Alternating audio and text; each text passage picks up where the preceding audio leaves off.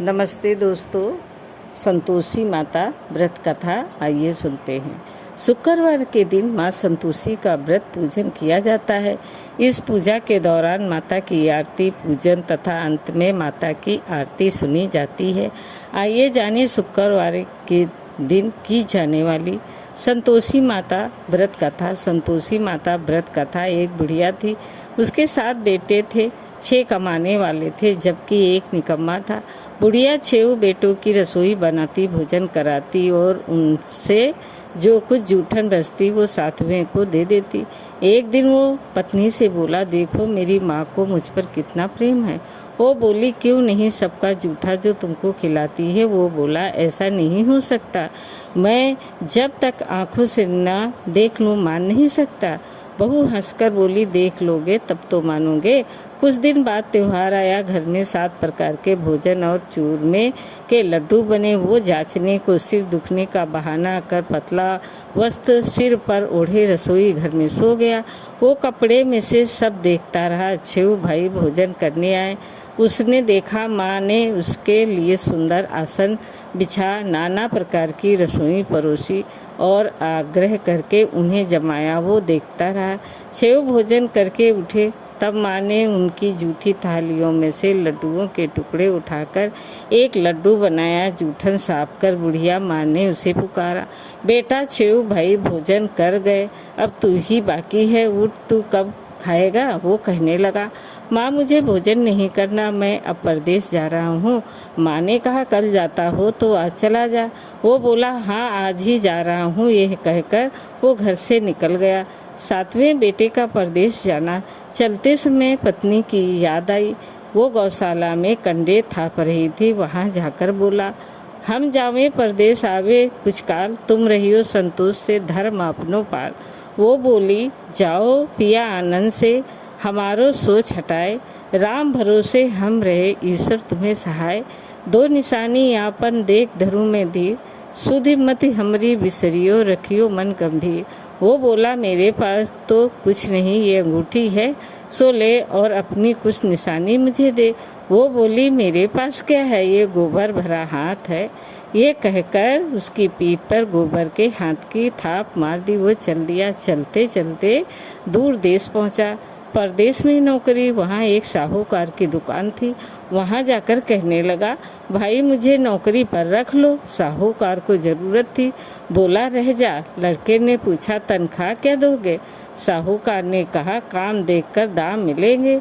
साहूकार की नौकरी मिली। वो सुबह 7 बजे से 10 बजे तक नौकरी बजाने लगा। कुछ दिनों में दुकान का सारा लेन देन, हिसाब किताब, ग्राहकों को माल बेचना, सारा काम करने लगा। साहूकार के 7-8 नौकर थे। वे सब चक्कर खाने लगे। ये तो बहुत होशियार बन गया। सेठ ने भी काम देखा और 3 महीने में ही उसे आधे मुनाफे का हिस्सेदार बना लिया। वो कुछ वर्ष में ही नामी सेठ बन गया और मालिक सारा कारोबार उस पर छोड़कर चला गया। पति की अनुपस्थिति में सास का अत्याचार। इधर उसकी पत्नी को सास ससुर दुख देने लगे। सारी गृहस्थी का काम करा के उसे लकड़ी लेने जंगल भेजते। इस बीच घर के आटे से जो भूसी निकलती उसकी रोटी बनाकर रख दी जाती और फूटे नारियल की नरेली में पानी। एक दिन वो लकड़ी लेने जा रही थी। रास्ते में बहुत सी स्त्रियां संतोषी माता का व्रत करती दिखाई दी। संतोषी माता का व्रत। वो वहाँ खड़ी होकर कथा सुनने लगी और पूछा, बहनों तुम किस देवता का व्रत करती हो और उसके करने से क्या फल मिलता है। यदि तुम इस व्रत का विधान मुझे समझाकर कहोगे तो मैं तुम्हारा बड़ा एहसान मानूंगी। तब उनमें से एक स्त्री बोली, सुनो, ये संतोषी माता का व्रत है। इसके करने से निर्धनता, दरिद्रता का नाश होता है और जो कुछ मन में कामना हो सब संतोषी माता की कृपा से पूरी होती हैं। तब उसने उनसे व्रत की विधि पूछी। संतोषी माता व्रत विधि। वो भक्तन स्त्री बोली, 1.25 आने का गुड़ चना लेना, इच्छा हो तो 5.25 आने का लेना या 1.25 रुपये का भी सहूलियत के अनुसार लाना। बिना परेशानी और श्रद्धा व प्रेम से जितना भी बन पड़े सवाए लेना। प्रत्येक शुक्रवार को निराहार रहकर कथा सुनना। इसके बीच क्रम टूटे नहीं।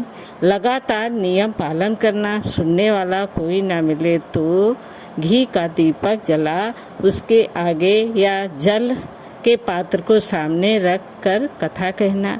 जब कार्य सिद्ध न हो तो नियम का पालन करना और कार्य सिद्ध हो जाने पर व्रत का उद्यापन करना। 3 मास में माता फल पूरा करती हैं। यदि किसी के ग्रह खोटे भी हों तो भी माता वर्ष भर में कार्य सिद्ध करती हैं। फल सिद्ध होने पर उद्यापन करना चाहिए, बीच में नहीं। उद्यापन में 2.5 सेर आटे का खाजा तथा इसी परिणाम से खीर तथा चने का साग। 8 लड़कों को भोजन कराना। जहाँ तक मिले देवर जेठ भाई बंधु के हों, ना मिले तो रिश्तेदारों और पास पड़ोसियों को भी बुलाना।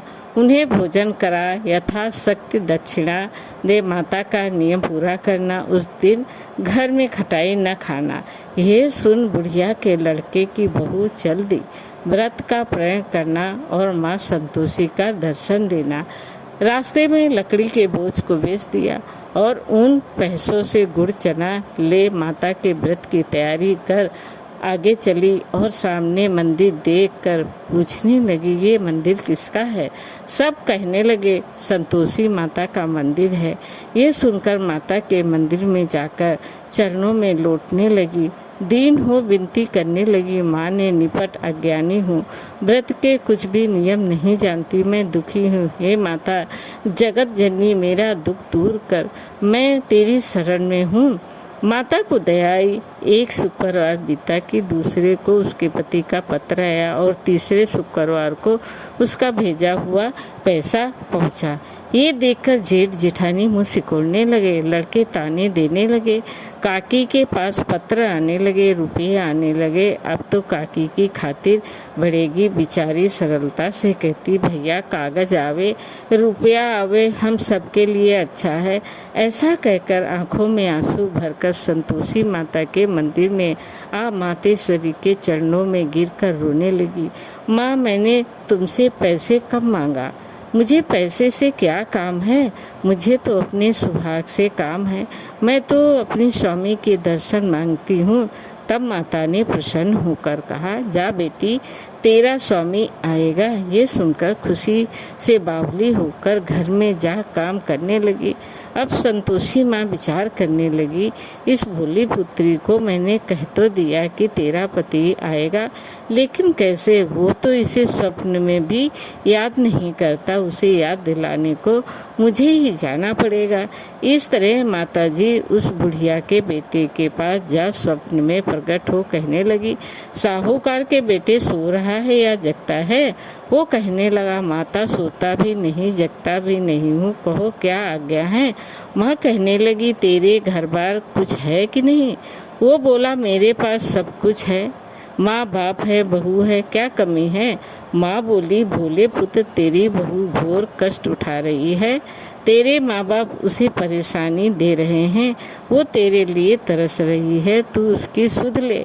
वो बोला, हाँ माताजी, ये तो मालूम है, परंतु जाऊँ तो कैसे? परदेश की बात है, लेन देन का कोई हिसाब नहीं है, कोई जाने का रास्ता नहीं आता, कैसे चला जाऊँ? माँ कहने लगी, मेरी बात मान, सवेरे नहा धोकर संतोषी माता का नाम ले, घी का दीपक जला, दंडवत कर दुकान पर जा बैठ। देखते ही देखते सारा लेन देन चुक जाएगा, जमा का माल बिक जाएगा, सांझ होते होते धन का भारी ढेर लग जाएगा। अब बूढ़ी की बात मानकर वो नहा धोकर संतोषी माता को दंडवत की, घी का दीपक जला, दुकान पर जा बैठा। थोड़ी देर में देने वाले रुपये लाने लगे, लेने वाले हिसाब लेने लगे।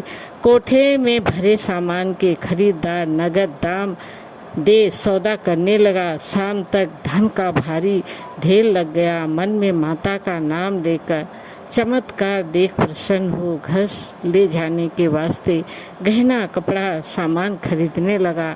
यहाँ काम से निपट तुरंत घर को रवाना हुआ। उधर उसकी पत्नी जंगल में लकड़ी लेने जाती है। लौटते वक्त माता जी के मंदिर में विश्राम करती।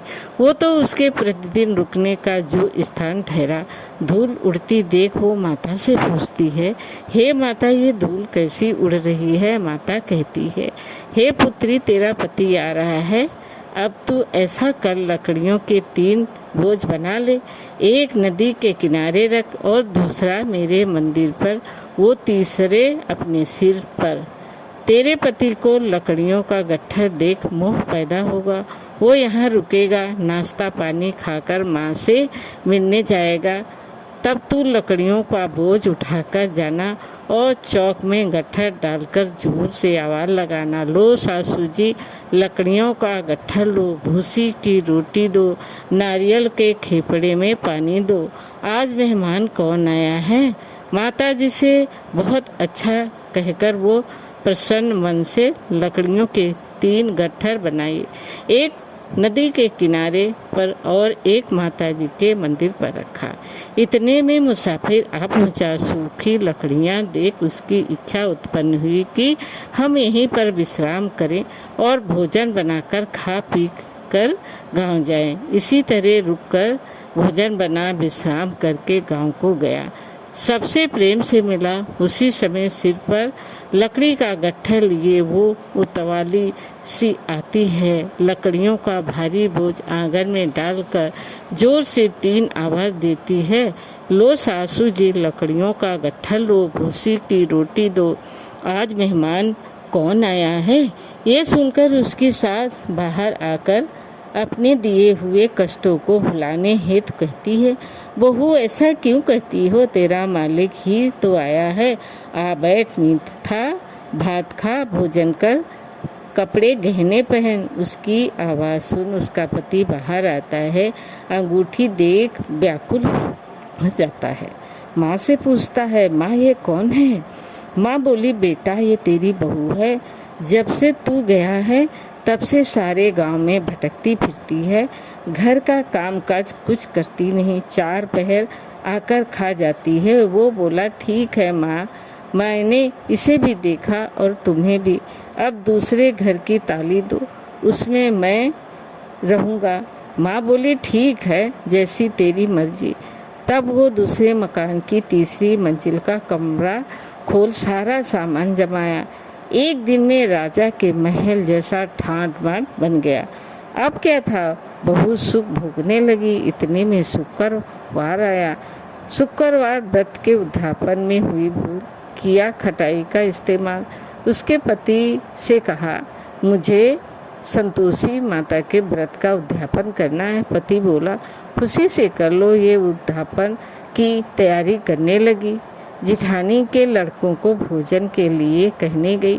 उन्होंने मंजूर किया, परंतु पीछे से जिठानी ने अपने बच्चों को सिखाया, देखो भोजन के समय खटाई मांगना, जिससे उसका उद्यापन पूरा न हो।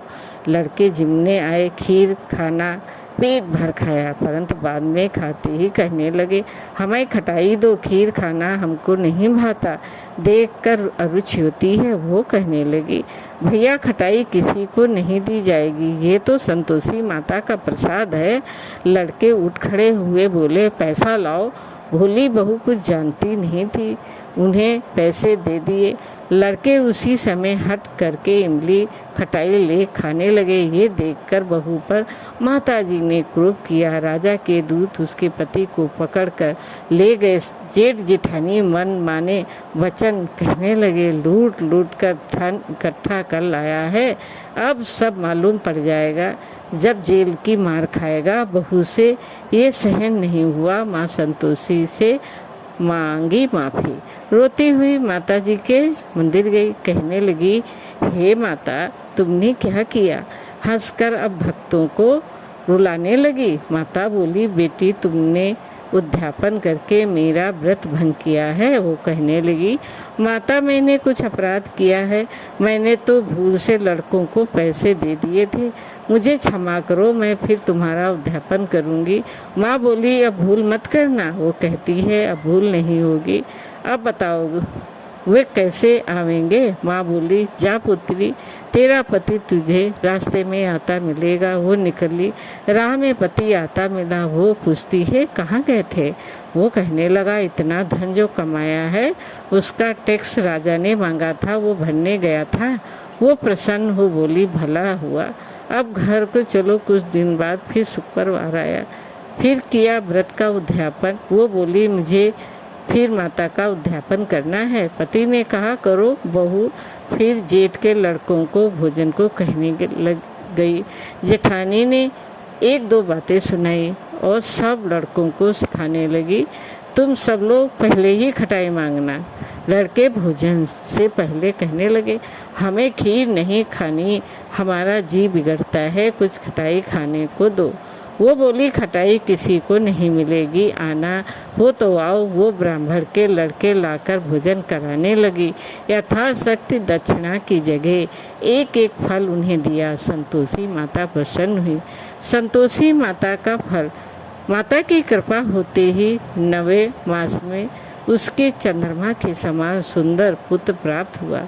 पुत्र को पाकर प्रतिदिन माता जी के मंदिर को जाने लगी। माँ ने सोचा, ये रोज आती है, आज क्यों ना इसके घर चलूं। ये विचार कर माता ने भयानक रूप बनाया। गुड़ चने से सना मुख, ऊपर सूंड के समान ऊँट, उस पर मक्खियाँ भिनभिना कर रही थी। देहली पर पैर रखते ही उसकी सास चिल्लाई, देख रहे कोई चुड़ैल डंकनी चली आ रही है, लड़कों से भगाओ नहीं तो किसी को खा जाएगी।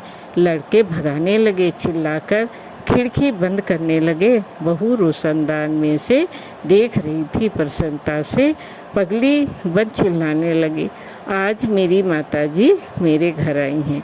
वो बच्चे को दूध पिलाने से हटाती है। इतने में सास का क्रोध फट पड़ा। वो बोली, क्या उतावली हुई है? बच्चे को पटक दिया। इतने में माँ के प्रताप से लड़के ही लड़के नजर आने लगे। वो बोली, माँ, मैं जिसका व्रत करती हूँ ये संतोषी माता है। सबने माता जी के चरण पकड़ लिए और विनती कर कहने लगे, हे माता, हम मूर्ख है, अज्ञानी हैं, तुम्हारे व्रत की विधि हम नहीं जानते।